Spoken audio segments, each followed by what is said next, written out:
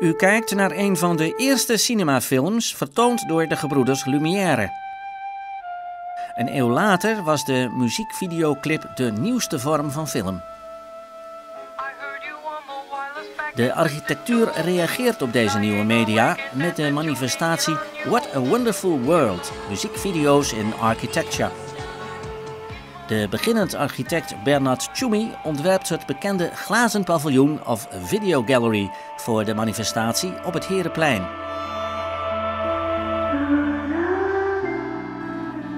Twintig jaar later brengt hij opnieuw een bezoek aan zijn eerste en meest belangrijke ontwerp.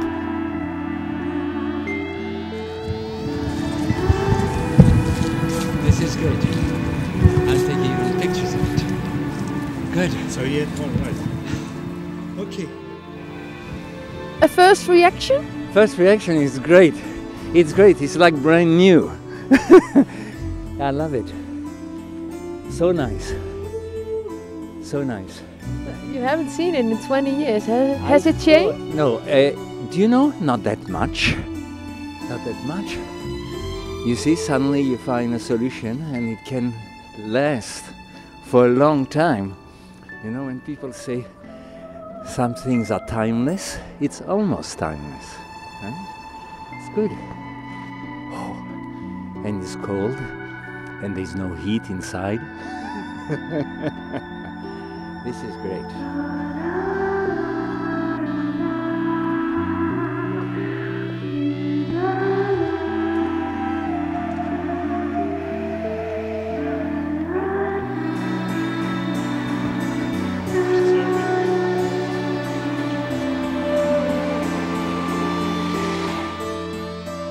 When we started, we didn't think that it could, go so far as it did. And these are pictures taken at the time of the opening. That's where you see the boxes, where the television set.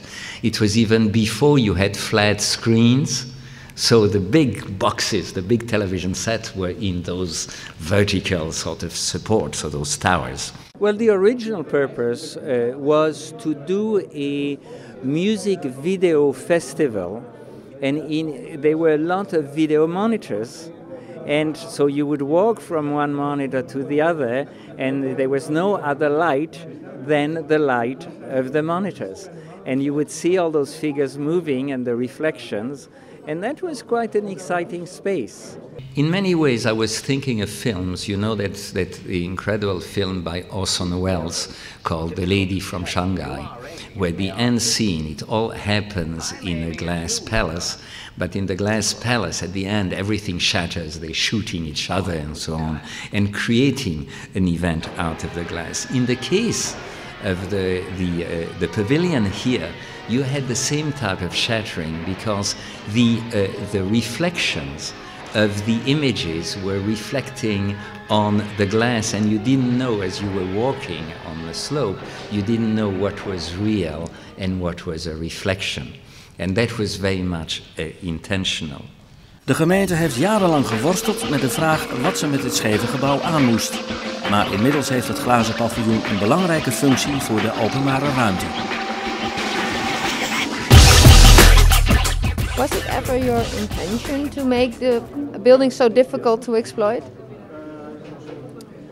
You know, I think at the time the building was built just for that summer as a temporary building, and just for that one exhibition, and I'm so excited to see that it could be used for so many different things. So I think it works. Don't forget that in that particular case, we did it pro bono, as we say. We were not paid for it. We did it as a manifesto. Did you follow what happened with it the last 20 years? Yes, I received, often I would receive photographs of installations, and I thought that's quite exciting, because it shows that architecture is not only about what it looks like, but what happens in it.